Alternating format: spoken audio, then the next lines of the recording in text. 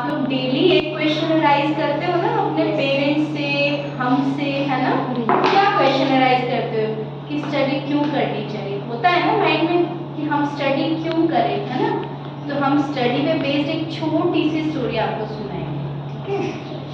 एक पहले क्या होता था ना बेटा, गुरु आश्रम होते थे, है ना? वहीं पे बच्चे रहते थे और जब वो बड़े हो जाते थे, उनकी एजुकेशन पूरी हो जाती थी, तब वो वापस अपने घर को आते थे। तो एक गुरु आश्रम में आप लोगों जैसे एक बच्चा था जो पढ़ना नहीं चाहता था, है ना? और डेली वो मिसयूज करता था, जो भी गुरुजी उसको करने को देते थे वो करता ही नहीं था। परेशान हो गए गुरुजी, है ना? और डेली एक क्वेश्चन क्यों पढ़ूं, नहीं करना है, मतलब उस टाइम की जो भी शिक्षा होती थी। तो गुरुजी का लेकिन वो आदत बहुत करता था। अब गुरुजी के पास वो आया तो उसने कहा कि आप, जैसे होता है ना पहले क्या होता था कि सारे काम गुरुजी के बच्चे ही करते थे, टीचर के, लकड़ी लाना, लकड़ी से खाना बनता था ना, चूल्हा जलाते, है ना?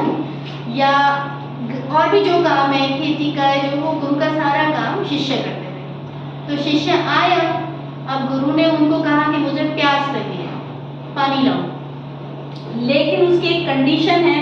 और आज के टाइम जैसे नहीं, पहले तो जब गुरु कोई काम देता था तो शिष्य बहुत खुश हो जाते थे कि गुरुजी ने मुझे काम दिया। स्टॉप राइटिंग बेटा, स्टॉप राइटिंग। तो शिष्य खुश हो गया, गुरुजी ने आज मुझे बुलाया है, मुझे काम दिया है। गुरुजी ने उसको एक छन्नी दी, आपने घर पे देखा होगा ना, चाय की छन्नी होती है, ऐसी छन्नी उन्होंने दी। और वो छन्नी बहुत गंदी थी और उसमें छेद भी हो रखा था। अब गुरुजी ने उस शिष्य को दी कि मुझे इस छन्नी से ही पानी पीना है, ठीक है? शिष्य गया, नदियां होती थी, नदी पे लेके गया उस छन्नी को। जैसे उस छन्नी को नदी में डालता, वो नदी कैसे थी नदी, हम ऐसी पानी फ्लो हो रहा है। अब जैसे उसने छन्नी डुबोई, इसमें तो होल है, पानी वापस गुरुजी के पास पहुंचता है छन्नी लेके। गुरुजी मैंने तो कोशिश की बट इसमें पानी नहीं रुका। गुरुजी ने फिर भेजा, बोलो जाओ दोबारा कोशिश करो, है ना? फिर वो जाता है, फिर कोशिश करता है, फिर उसमें पानी नहीं ठहरता। वो फिर आता है गुरुजी के पास, कहते नहीं एक बार आप फिर कोशिश करो, है ना? तीसरी बार जाता है, फिर वही कंडीशन होती है कि छन्नी में पानी भर तो जाता है लेकिन वापस निकल जाता है। अब फाइनली वो गया, क्या करे बेटा, डोंट डू दिस। फाइनली वो गया अपने गुरुजी के पास और बोला, गुरुजी मैं कितनी बार भी डालूं पानी इसमें, लेकिन पानी तो निकल ही जाएगा, आपकी प्यास मैं कैसे बुझाऊं? तो गुरुजी ने कहा कि इस छन्नी को देखो, जो छन्नी थी उसको देखो। जब आप ये छन्नी लेकर गए थे, कितनी गंदी मैली थी, है ना? मैली थी, है ना? और अब आपने जब प्रयास किया इसमें ज्ञान डालने का, है ना? छन्नी को कैसे समझो, गुरुजी ने उनको क्या समझाया, छन्नी को अपने मस्तिष्क की तरह समझो कि जब आप छन्नी को लेके गए थे तो गंदी थी, है ना? यानी जब आपने मस्तिष्क को, यानी खुद को आप गुरु के पास लेके गया तो उसमें गंदगी थी, शिक्षा नहीं थी।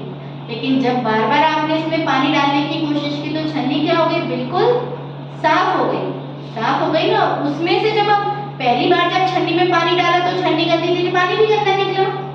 उसके बाद पानी डालते गए तो जब छन्नी साफ हो गई तो पानी भी साफ निकला।